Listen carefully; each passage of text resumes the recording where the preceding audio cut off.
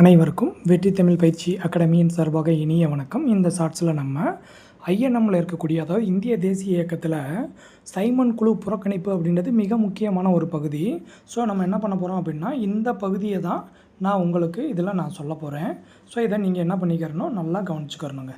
சரியாங்க. இதில் இருக்கக்கூடிய இது ஒரு ஸ்டோரி மாதிரியே நீங்கள் தெரிஞ்சு வச்சுக்கிறணும். பாருங்கள், அதாவது 1919 உங்கள் எல்லாருக்குமே தெரியும் மாண்டேகு செம்ஸ்போர்டோட சீர்திருத்தம். ஸோ அதில் சில மாற்றங்களை கொண்டு வரணும் அப்படின்னு சொல்லிட்டு என்ன பண்ணுறாங்கன்னா 1927 ஞாபகம் வச்சுக்கோங்க. 1927 சர் ஜான் சைமன் தலைமையில் இந்திய சட்டப்பூர்வ ஆணையம் ஒன்று அமைக்கப்படுதுங்க. ஸோ அப்போ இதை சைமன் குழு அப்படின்னு சொல்லுவாங்க. மொத்தம் பார்த்திங்க அப்படின்னா 7 பேர் இருக்காங்க. அந்த 7 நபர்களில் ஒருவர் கூட இந்தியர் இல்லை. சரிங்களா? ஸோ சைமன் குழுவை புறக்கணிப்பதற்கு மிக முக்கியமான காரணம் என்ன அப்படின்னா மொத்தம் 7 பேர் இருக்காங்க. அதில் ஒருத்தவர் கூட இந்தியர் இல்லை. அப்போ இந்தியாக்காரங்க, அதாவது நம்ம காங்கிரஸார் அப்போ என்ன பண்ணுறாங்க, காந்தியடிகள் இவங்களாம் என்ன சொல்கிறாங்க அப்படின்னா, அதாவது இந்தியர்கள் ஒரு ஆள் கூட உள்ளே இல்லை. ஸோ அப்போ எங்களோட வலியும் வேதனையும் நான் எப்படி உங்களுக்கு எடுத்து உணர்வுபூர்வமாக சொல்ல முடியும். ஸோ அப்போ எங்களுடைய நபர்கள் இருந்தால் தான் அந்த வலியும் வேதனையும் உங்களுக்கு தெரியும் அப்படின்னு சொல்லிட்டு சைமன் குழுவை என்ன பண்ணுறாங்க, புறக்கணிக்கிறாங்க. சரியாங்க. ஸோ அப்போ இதில் சைமன் குழு ஏற்படுத்தப்பட்ட ஆண்டு கேட்பாங்க, 1927. சரியாங்க. இந்த சைமன் குழுவை தான் இந்திய சட்டப்பூர்வ ஆணையம் அப்படின்னு சொல்கிறோம். சரியாங்க.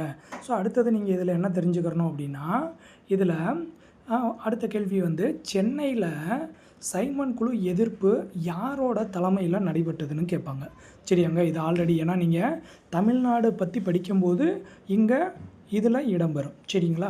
ஸோ அப்போ பாருங்கள், சென்னையில் சத்தியமூர்த்தி அவங்களுடைய தலைமையில் சைமன் குழு எதிர்ப்பு குழு ஏற்படுத்தப்படுதுங்க.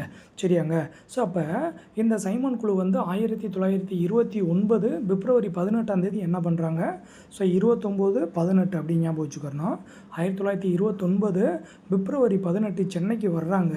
அப்படி சென்னைக்கு வரும்போது சத்தியமூர்த்தி அவங்களுடைய தலைமையில் என்ன பண்ணுறாங்க, மிகப்பெரிய எதிர்ப்பு அவங்களுக்கு அதாவது எதிர்ப்பு காட்டுறாங்க. சரியாங்க. நம்ம மக்கள் எல்லாம் ஒன்று சேர்ந்து அவங்களுக்கு எதிர்ப்பு காட்டுறாங்க. ஸோ இதெல்லாம் மிக முக்கியமானது.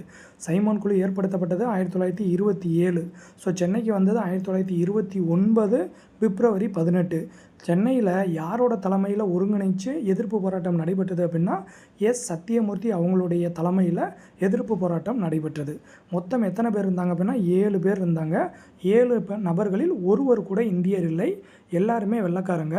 அதனால தான் நம்ம இந்த இதை எதிர்த்தோம். சரிங்களா? நல்லா பார்த்து வச்சுக்கோங்க. ஸ்டோரியாக தெரிஞ்சுக்கோங்க.